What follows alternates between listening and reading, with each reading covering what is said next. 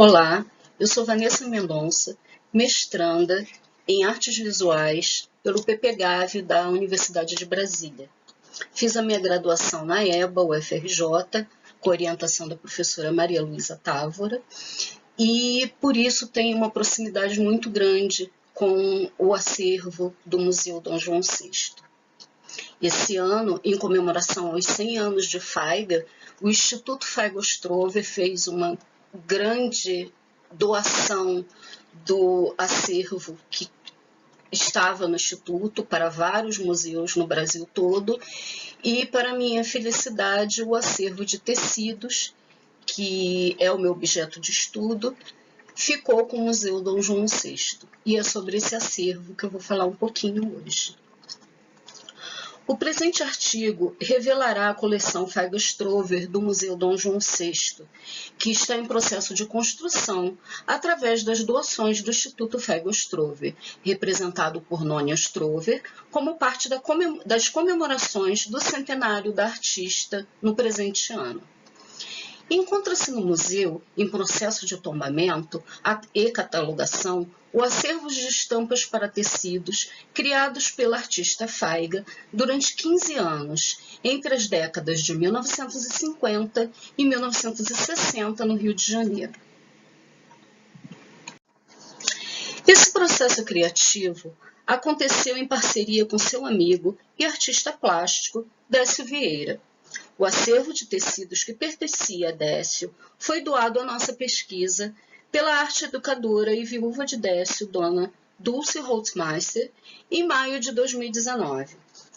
O acervo de estampas para tecidos de Faiga foi nosso objeto de estudo durante a preparação do TCC do curso de História e Teoria da Arte na EBA UFRJ, terminado em 2018 com a orientação da professora Maria Luísa Távora.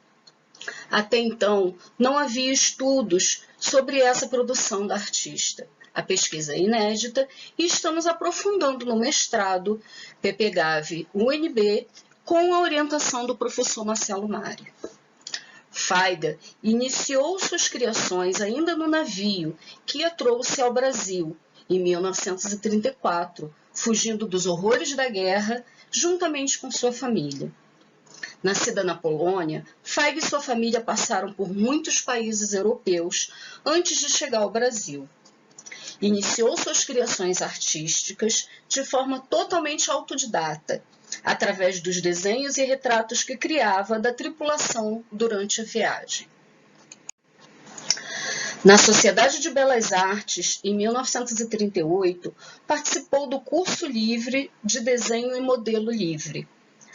Aos 18 anos, dando continuidade ao seu vício secreto, como Faiga gostava de chamar, entra para o Liceu de Artes e Ofícios, onde não se demora muito, pois acreditava ser muito acadêmico o ensino, e não valia a pena os sacrifícios feitos para estar presente.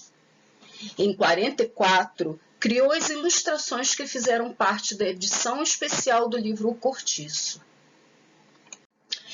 Em 1946, Faiga larga todas as suas atividades laborais e passa a dedicar-se somente à arte. Entra para a Fundação Getúlio Vargas no curso de Desenho em Propaganda e Artes Gráficas. Foi um caminho sem volta, dizia Faiga. Assim que terminei o curso, resolvi nunca mais na minha vida pôr os pés em um escritório. Nada naquele mundo me interessava. Queria ser artista. A artista passa por fases em seu processo artístico. Dedica-se de início a obras figurativas e frequentemente ligadas a uma estética de cunho social que estava em voga naquele momento. Falamos dos fins de 1940 e início de 1950. Comuns eram os temas como favela, lavadeiras, trabalhadores, entre outros. Era corriqueiro a artista ir até a favela para desenhar as mães em sua labuta cotidiana. Nesse mesmo sentido, transitou a criação dos padrões para tecidos de Faiga. Numa primeira fase, tivemos motivos ou clichês, como Faiga gostava de falar, mais figurativos e ligados à cultura nacional. Nessa imagem, nós vemos a estampa Arlequim em duas cores diferentes e que fazem parte do acervo doado tanto para a nossa pesquisa como para o Museu Dom João VI.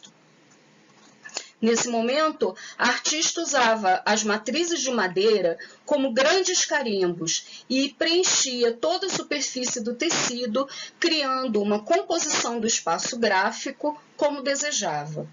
Normalmente, usava 2 ou 3 cores para não comprometer o processo criativo. Aqui nós temos o padrão de tecidos feitiços, que ainda faz parte dessa fase mais figurativa da artista. No início de 1950, Faiga relatou que não suportava mais estetizar a pobreza e, assim, suas experiências abstratas foram ganhando espaço em todo o seu processo criativo. Em documentos que tivemos acesso durante a pesquisa, encontramos falas da artista, onde a mesma deixou claro que não fazia diferenciação de importância ou superioridade entre os suportes utilizados no processo criativo. Criava as obras e depois decidia sobre onde estampar, se no papel ou no tecido. Para a artista, o valor estético das obras eram equivalentes. Faiga funcionava como uma artista múltipla, que flanava pelos vários meios e processos criativos como poucos fizeram. Estilogravura, gravura em metal, aquarela, ilustração, desenho, tecidos, tapeçaria, ourivesaria, entre outros processos, foram experimentados por Faiga Ostrover. Nos padrões para tecidos, quando chegou aos motivos abstratos, Faiga aproximou-se cada vez mais da arquitetura modernista. Pensava a fazenda como mais um plano que participava da composição do todo, e assim não poderia pesar nos projetos, mas sim ser um elemento a ser somado. Muitos foram os arquitetos e moveleiros que utilizaram os padrões de Faiga no Brasil e no exterior. A loja Interiores Modernos Limitada funcionava na rua de Jalmurique, 346, em Copacabana, e funcionava simultaneamente como ateliê e loja. Nela acontecia saraus, exposições e vendas de obras. Vários artistas frequentavam assiduamente o local. Grande foi o sucesso da loja na sociedade carioca. Lojas famosas da época forravam seus estofados com os tecidos de Faiga e embelezavam suas cortinas e persianas verticais, que estavam em voga na época, com seus desenhos. Como nós temos aqui nessa imagem, né, eram as persianas pan-americanas e que utilizavam os padrões de Faiga e vendia aqui, como a gente pode ler, como verdadeiras obras de arte para decoração. Aqui nós temos a cadeira leve, que foi uma edição especial do Joaquim Tenreiro para esse tecido da Faiga, que é o tecido macumba, e foi uma tiragem especial da cadeira leve, porque a cadeira leve ela é de 1942. E durante a pesquisa eu encontrei muito colocando a cadeira com o tecido macumba nessa data de 1942, mas isso é impossível, porque a Faiga não fazia tecidos em 42 ainda.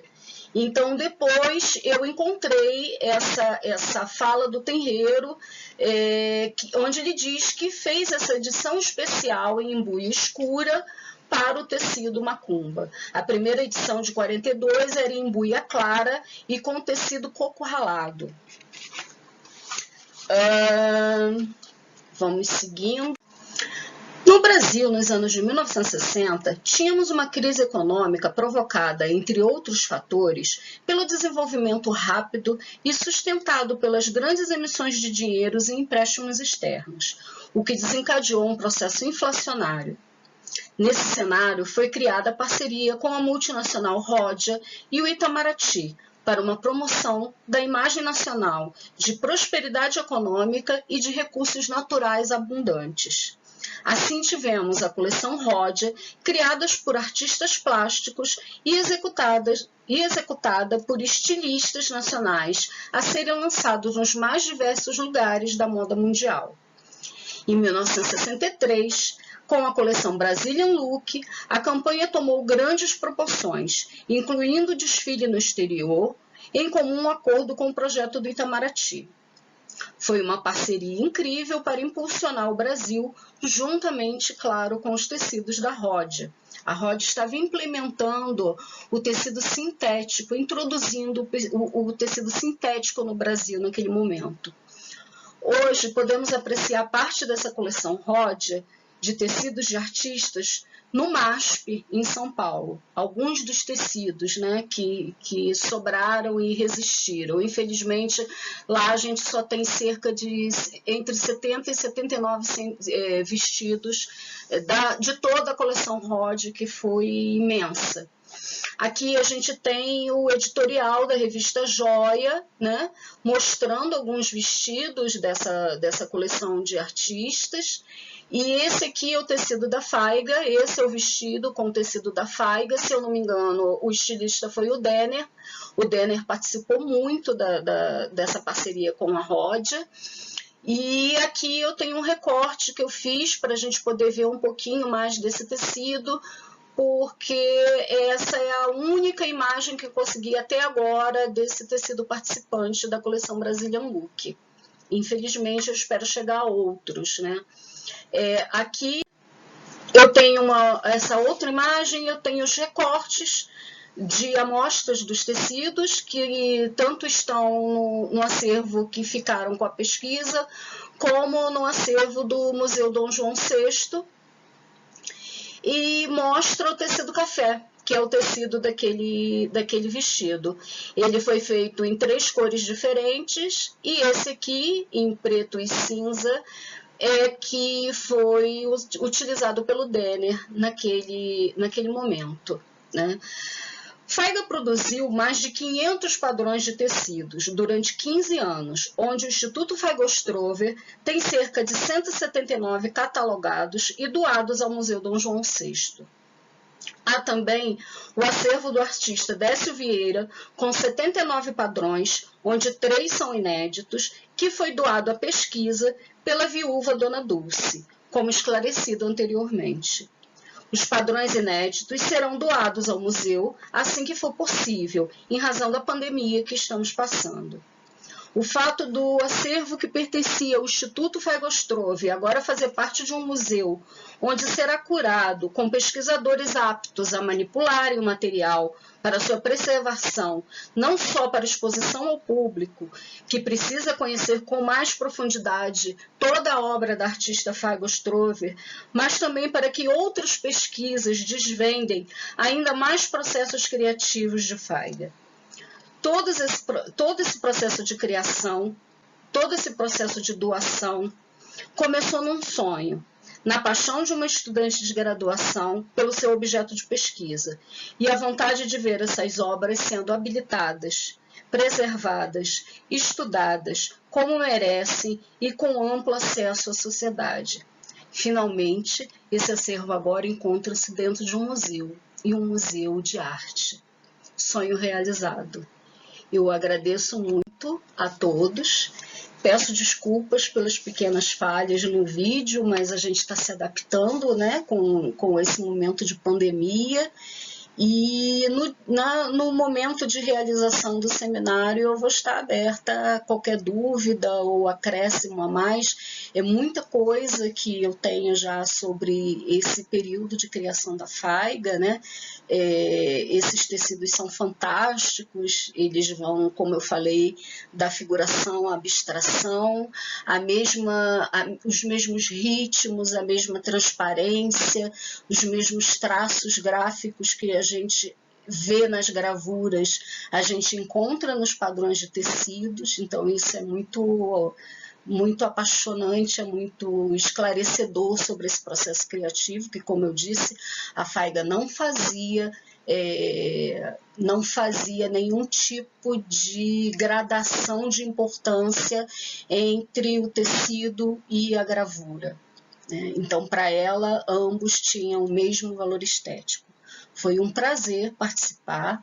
Eu agradeço muito ao museu pela oportunidade, né? A primeira vez que eu participo do seminário do museu, muito feliz por isso. Agradeço muito ao UNB pelo apoio, o PPGAV, e a CAPES, do qual eu sou bolsista, que nesse tempo de pandemia, se eu não fosse bolsista, não sei como a pesquisa estaria sendo continuada. Muito obrigada, até uma próxima.